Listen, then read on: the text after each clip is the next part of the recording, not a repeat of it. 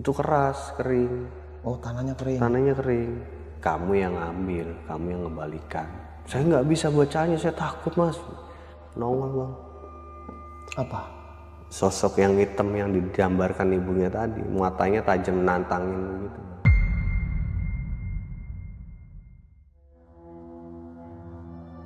Terus mukanya pucat.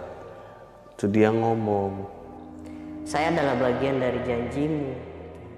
makin bingung lagi teman saya gitu kan. Itu yang bikin saya bingung mas.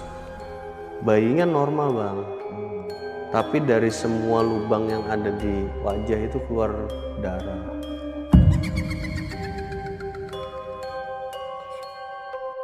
Di balik dinding-dinding rumah tua yang tampak biasa, tersembunyi rahasia kelam yang tak terungkap. Mengapa sosok hitam dengan mata tajam dan taring panjang itu muncul setiap malam? Apa yang membuat seorang ibu renta tak bisa duduk tenang tanpa kehilangan kesadarannya? Dan kenapa sebuah keris kuno yang tersembunyi di tanah tiba-tiba membawa teror bagi siapapun yang menyentuhnya?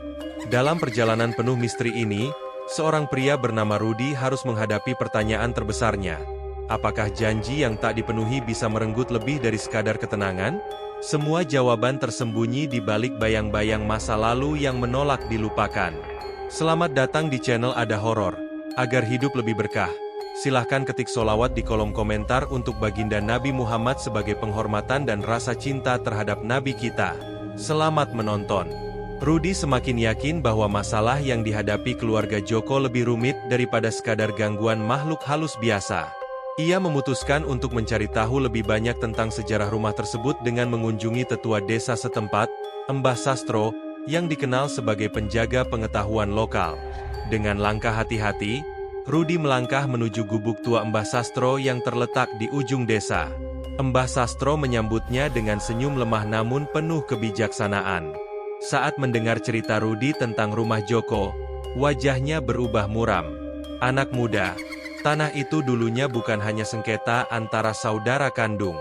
Ada tragedi yang lebih besar, katanya pelan, seolah-olah khawatir suaranya akan membangkitkan sesuatu yang tidak diinginkan. Ia bercerita bahwa puluhan tahun lalu, seorang perempuan muda bernama Nyai Ratih dibunuh secara tragis oleh salah satu ahli waris karena ingin menguasai seluruh tanah. Mayatnya dibuang di lokasi yang kini menjadi halaman belakang rumah Joko. Informasi ini membuat Rudy bergidik. Ia meminta izin kepada Mbah Sastro untuk mengecek halaman belakang rumah Joko lebih teliti. Mbah Sastro memberinya sebuah petunjuk penting. Jika kamu menemukan sesuatu yang tidak biasa, jangan sentuh langsung. Berdoalah terlebih dahulu dan perhatikan tanda-tanda dari alam. Keesokan harinya, Rudy kembali ke rumah Joko dengan tekad baru. Di halaman belakang, ia mulai membersihkan area yang ditumbuhi semak belukar tebal. Setelah beberapa saat, ia menemukan sesuatu yang membuat napasnya tercekat, sebuah keris kuno tertancap di tanah, dengan gagang yang sudah berkarat namun masih memancarkan aura mistis. Sesuai nasihat Mbah Sastro, Rudy tidak langsung menyentuhnya. Ia duduk bersila dan memulai doa serta meditasi. Namun, suasana tiba-tiba berubah mencekam. Angin dingin berhembus meskipun matahari bersinar terik. Suara gemerisik daun-daun kering terdengar seperti bisikan-bisikan tak jelas. Tiba-tiba, Ibu Joko yang sedang membantu di dapur mengeluarkan jeritan keras. Tubuhnya gemetar hebat, dan matanya berubah kosong seolah-olah ada kekuatan lain yang menguasainya. "Jangan sentuh apa yang bukan milikmu," teriaknya dengan suara serak yang tidak mirip dengan suaranya sendiri. Rudy segera menghentikan ritualnya dan bergegas masuk ke dalam rumah. Ia mencoba menenangkan Ibu Joko, tetapi tubuh wanita itu terasa sangat dingin, seolah-olah kehangatan hidupnya sedang terkuras. Setelah beberapa saat, kesurupan itu berakhir, meninggalkan tubuh Ibu Joko lemas dan napasnya tersengal-sengal. "Ibu baik-baik saja?" tanya Rudy khawatir. Ibu Joko hanya mengangguk lemah, tetapi matanya masih dipenuhi ketakutan. "Aku melihat wajahnya, dia datang lagi," bisiknya pelan, merujuk pada sosok gaib yang selalu mengganggu mereka. Kejadian ini membuat Rudy semakin yakin bahwa keris itu adalah kunci dari semua masalah. Namun, ia juga menyadari bahwa mencabut atau mengembalikan keris tidak bisa dilakukan sembarangan.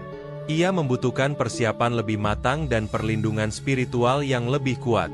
Malam itu, Rudy memimpin pengajian kecil-kecilan di rumah Joko, berharap energi positif dari doa-doa kolektif dapat memberikan perlindungan sementara.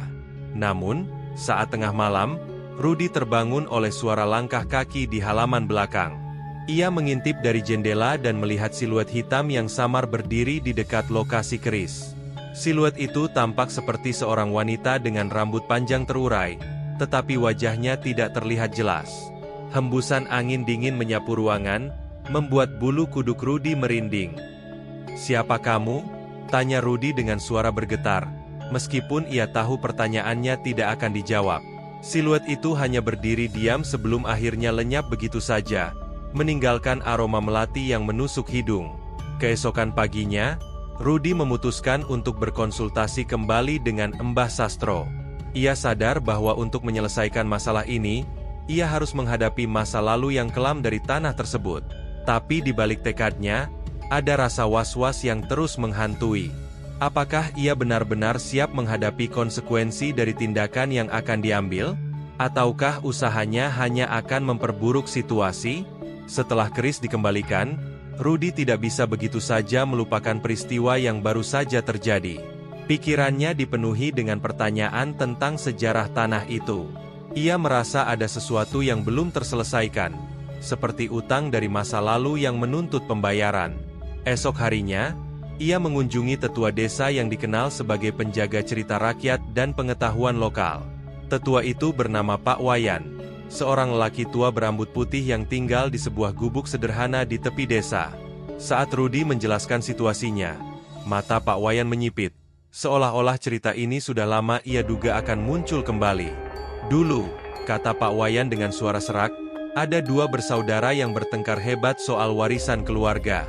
Salah satunya adalah seorang wanita muda bernama Sari, yang memiliki hubungan dekat dengan ibu mereka. Namun, saudaranya, yang penuh ambisi, tidak ingin membagi harta. Akhirnya, Sari dibunuh secara diam-diam, dan jasadnya disembunyikan agar tidak ada bukti." Rudy merinding mendengarnya. "Apa yang terjadi pada pelaku?" tanyanya dengan suara pelan. Pak Wayan hanya menggelengkan kepala. "Dia meninggal dalam keadaan tragis beberapa tahun kemudian, tapi konon arwah Sari masih gentayangan, mencari keadilan." Percakapan itu membuat Rudy semakin yakin bahwa gangguan di rumah Joko bukan sekadar ulah makhluk halus biasa. Ada dendam yang mendalam, dan jika tidak ditangani dengan hati-hati, masalah ini bisa menjadi lebih buruk. Saat kembali ke rumah, ia memutuskan untuk melakukan ritual kedua, kali ini lebih besar, dengan tujuan memberikan ketenangan bagi arwah Sari. Namun, saat persiapan dimulai, Rudy menghadapi tantangan lain. Bukan hanya dari entitas gaib, tetapi juga dari warga desa yang mulai curiga dengan aktivitasnya. Beberapa orang mendatangi rumah Joko, menuduh Rudy telah mengundang makhluk halus ke desa mereka. Suasana tegang tercipta, dan Joko terpaksa turun tangan untuk menenangkan warga. Di tengah ketegangan itu, Rudy menyadari bahwa ia tidak hanya berperang melawan dunia gaib, tetapi juga melawan ketakutan dan prasangka manusia. Malam ritual pun tiba. Di bawah cahaya bulan purnama, Rudy menyiapkan sesaji dan membacakan doa-doanya.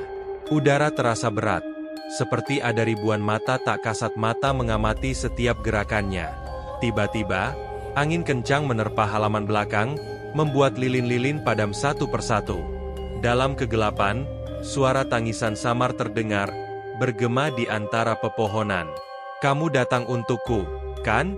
bisik suara lembut namun menyedihkan. Rudy menahan napas. Ia tahu ini adalah momen penting. "Ya," jawabnya dengan tenang. "Aku di sini untuk membantu. Tapi kamu harus melepaskan amarahmu. Keadilan akan datang pada waktunya." Saat itulah, sosok transparan muncul di hadapannya. Wajahnya pucat, tubuhnya tampak rapuh. Namun matanya penuh dengan kesedihan yang mendalam. "Aku hanya ingin pulang," katanya dengan suara bergetar. Rudy tersentak. Kata-kata itu mengandung arti yang lebih dalam daripada sekadar permintaan fisik. Ini adalah jeritan jiwa yang ingin mendapatkan pengakuan dan damai. Ritual malam itu berakhir tanpa kejadian dramatis lainnya. Namun, Rudy merasakan perubahan. Suatu energi yang lebih ringan mengisi udara. Ketika pagi tiba, warga desa yang semula skeptis mulai merasakan suasana yang berbeda. Bahkan Pak Wayan mendatangi Rudy, mengakui bahwa langkah yang ia ambil adalah yang terbaik untuk semua pihak. Namun, meski atmosfer di rumah Joko tampak lebih tenang, Rudy tahu bahwa pekerjaannya belum selesai. Arwah Sari mungkin telah menemukan sedikit kedamaian, tetapi ada elemen lain dalam cerita ini yang masih tersembunyi. Apakah benar pelaku pembunuhan Sari telah menerima hukuman? Atau apakah ada rahasia keluarga yang lebih besar yang belum terbongkar? Beberapa minggu setelah pengajian di makam tua, Rudy merasa ada sesuatu yang masih menggantung di udara. Meskipun gangguan di rumah Joko tampaknya berkurang drastis, ia seringkali terbangun tengah malam dengan perasaan gelisah yang tak bisa dijelaskan. Ia mulai menyadari bahwa janji bukan hanya tentang ritual atau kata-kata kosong. Ada tanggung jawab lebih besar yang harus dipegang teguh, terutama ketika berkaitan dengan dunia gaib. Suatu sore, saat sedang duduk di teras rumahnya, Rudy tiba-tiba mendapat telepon dari seorang kenalan lama bernama Nisa. Suaranya terdengar lemah dan penuh keputusasaan. "Rudy, aku butuh bantuanmu. Aku tidak tahu apa yang terjadi pada keluargaku," katanya dengan nada terbata-bata. Nisa menjelaskan bahwa beberapa hari terakhir, suaminya sering pulang dalam kondisi linglung, seperti kehilangan ingatan jangka pendek. Lebih aneh lagi, anak mereka yang masih berusia 5 tahun sering terlihat berbicara sendiri dengan seseorang yang tak terlihat. Rudy merasa ada hubungan antara kasus Nisa dan apa yang baru saja ia alami di rumah Joko. Namun, kali ini ia tidak ingin gegabah. Ia meminta izin untuk datang ke rumah Nisa esok harinya, tetapi sebelum itu, ia memutuskan untuk berkonsultasi dengan gurunya, Pak Pras, seorang ahli spiritual yang selama ini menjadi panduannya. Keesokan paginya, Rudy menemui Pak Pras di kediamannya yang sederhana di pinggiran kota. Setelah mendengarkan cerita Rudy dengan seksama, Pak Pras mengangguk pelan. "Ada satu hal yang belum kamu pahami sepenuhnya, Ruth," katanya dengan suara tenang namun berat. "Janji bukan hanya soal ritual atau tempat. Kadang, janji juga terkait dengan niat dan tindakan yang muncul dari hati yang ikhlas. Apakah kamu benar-benar melaksanakan pengajian itu karena kesadaranmu sendiri, atau hanya karena tekanan?" Pertanyaan itu membuat Rudy terdiam. Ia menyadari bahwa meskipun ia telah mengadakan pengajian di makam tua, niatnya mungkin tidak sepenuhnya murni. Ia melakukannya lebih karena rasa takut akan konsekuensi, bukan karena pemahaman mendalam tentang pentingnya menepati janji. "Apa yang harus kulakukan, Pak?" tanyanya dengan nada penuh kerendahan hati. Pak Pras tersenyum tipis. "Kamu harus kembali ke akar masalahnya. Tidak hanya di rumah Joko, tapi juga di tempat Nisa tinggal. Cari tahu apa yang sebenarnya terjadi. Ingat, semakin dalam kamu mencari, semakin besar tanggung jawab yang harus kamu pikul." Sore itu, Rudy tiba di rumah Nisa. Udara di sana terasa berbeda, lebih dingin dan berat, meskipun matahari masih bersinar terang. Saat masuk ruang tamu, ia melihat anak Nisa, Raka, sedang duduk di sudut sambil tertawa kecil. Matanya kosong, seolah-olah sedang menatap sesuatu yang tak terlihat oleh orang lain. Nisa terlihat cemas, sementara suaminya, Agus, hanya duduk diam dengan ekspresi datar. Setelah menyapa keluarga tersebut, Rudy mulai berkeliling rumah. Ia merasakan energi negatif yang sangat kuat di salah satu kamar tidur. Di sana, ia menemukan sebuah patung kecil berbentuk wanita yang terbuat dari kuningan. Patung itu tampak usang, dengan detail yang hampir hilang dimakan waktu. Saat menyentuhnya, Rudy merasakan sensasi dingin yang menusuk tulang. "Patung ini dari mana asalnya?" tanya Rudy kepada Nisa. Nisa menggeleng. "Aku tidak tahu. Ini sudah ada sejak kami pindah ke sini beberapa bulan lalu. Awalnya aku tidak terlalu memperhatikannya, tapi belakangan aku merasa ada sesuatu yang aneh." Rudy menyimpan patung itu ke dalam tasnya dengan hati-hati. Ia memiliki firasat bahwa benda ini adalah kunci dari semua kejadian yang menimpa keluarga Nisa. Namun, Ia juga sadar bahwa membawanya pergi bukanlah solusi. Ia harus menemukan cara untuk memutus hubungan antara patung itu dan entitas yang mengganggu. Malam harinya, Rudy kembali ke rumahnya dan meletakkan patung itu di atas meja. Ia memutuskan untuk melakukan meditasi mendalam guna berkomunikasi dengan entitas yang terikat pada benda tersebut. Saat itulah, suara wanita yang lembut namun menyayat hati terdengar di dalam benaknya. "Kembalikan aku ke tempatku," bisik suara itu. "Aku tidak ingin menyakiti siapapun, tapi aku tidak bisa pergi begitu saja." Rudy membuka matanya dengan napas tersengal. Ia menyadari bahwa patung itu bukan sekadar benda biasa, melainkan wadah bagi roh seorang wanita yang telah lama meninggal. Wanita itu kemungkinan besar adalah korban dari tragedi masa lalu yang belum terselesaikan. Esok harinya, Rudy memutuskan untuk mengunjungi perpustakaan daerah dan mencari informasi tentang sejarah tanah tempat rumah Nisa berdiri. Setelah berjam-jam mencari, ia menemukan catatan tua yang menyebutkan bahwa lokasi itu dulunya merupakan rumah seorang dukun wanita yang dituduh melakukan pesugihan. Wanita itu akhirnya dibunuh oleh warga, dan tubuhnya dikubur di halaman belakang rumahnya sendiri.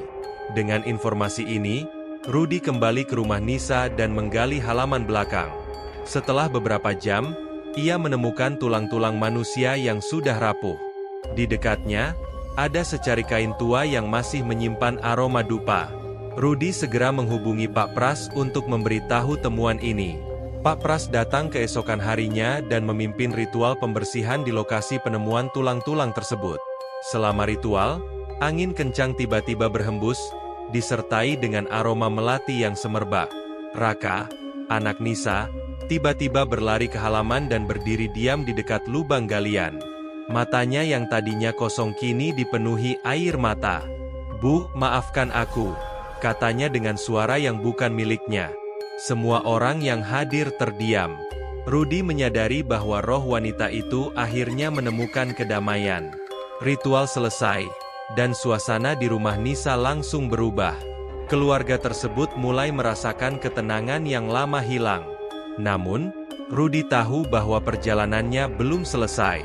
Ia mulai menyadari bahwa dunia gaib tidak hanya tentang menyelesaikan masalah, tetapi juga tentang memahami hubungan antara manusia, janji, dan tanggung jawab moral. Ia memandang langit malam dengan tekad baru. Dunia spiritual adalah lautan tanpa dasar, dan ia baru saja mulai menyelaminya. Tamat. Jika kamu suka dengan cerita-cerita seru seperti ini, jangan lupa untuk like, subscribe, dan tekan tombol loncengnya agar kamu tidak ketinggalan cerita-cerita lainnya yang lebih menegangkan. Jangan lupa untuk share video ini ke teman-temanmu, agar lebih banyak orang yang bisa menikmati kisah misteri seperti ini. Terima kasih sudah menonton.